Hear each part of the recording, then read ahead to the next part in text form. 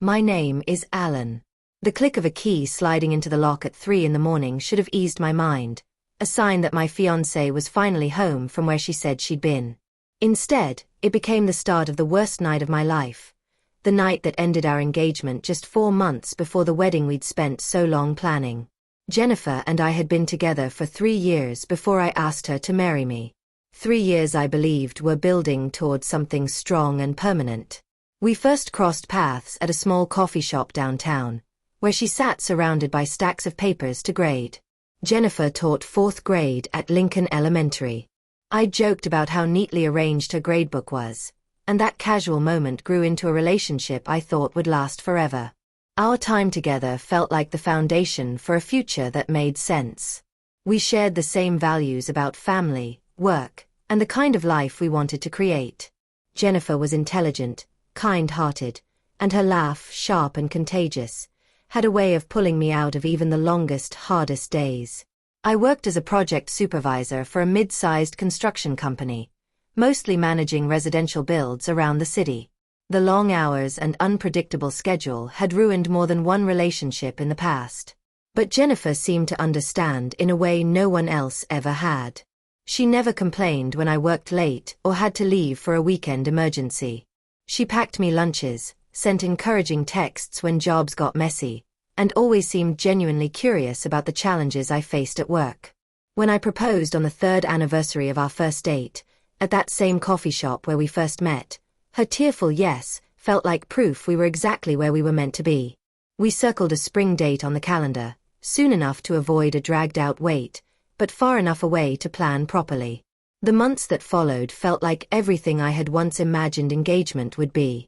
We spent hours imagining our future, touring houses, daydreaming about children, debating where we might want to live.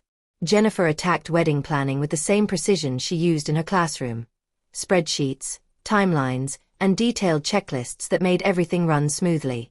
We agreed not to live together until after the wedding. Her small bungalow in the Riverside district suited her life as a single teacher and kept her close to school, while my downtown apartment was practical for the projects I managed. Both places were fine for one person, but too tight for two. The arrangement let us save money for both the wedding and the larger home we planned to rent after. House hunting became one of our favorite shared projects. We walked through 3-bedroom homes with 2-car garages in family neighborhoods, picturing how we'd decorate, host friends, and eventually raise kids there. Dreaming together like that felt effortless, like we were already building the life we wanted. Our routine was steady, alternating weekends at each other's places, enough time together without crowding the space we'd still need before marriage. It worked well, until about 4 months before the wedding. That's when Jennifer started to change. At first, the shifts were small. She began turning down invitations to stay at my place, blaming piles of lesson plans or the stress of wedding preparations. At first it made sense. I knew wedding planning was draining, and she always took her teaching seriously. But the excuses kept coming, and slowly our weekends together started disappearing. Suddenly there was always an unexpected project, an extra school duty, or some vague task that demanded her time. Jennifer had once reshuffled her whole schedule just to carve out moments for us. Now it felt like she was hiding behind obligations. Whenever I offered to pitch in, grading papers, helping with planning, she refused, insisting she had to handle everything alone. Even her messages shifted. The long, playful texts she used to send turned into clipped replies, colder and less frequent. Phone calls became short and utilitarian, often cut off because she was busy with something else. She'd multitask while I spoke or end conversations abruptly. It felt as if the woman I was preparing to marry was slipping away. When I asked her directly if something was wrong, she brushed it off. "It's just a busy season," she said. "Once the wedding's over, it'll calm down." But her social media painted another picture. She had time for dinners, events, and outings I knew nothing about. Whenever I asked, she dismissed them as work functions or spur-of-the-moment get-togethers. The breaking point came one Friday night, about 3 months before the wedding. I finished a job early and decided to surprise her with takeout from her favorite restaurant. When I reached her place around 7, Her car wasn't there. The house was dark. I used my key to let myself in, figuring she'd be back soon. I called her. She picked up, her voice breathless, with the buzz of a crowd behind her.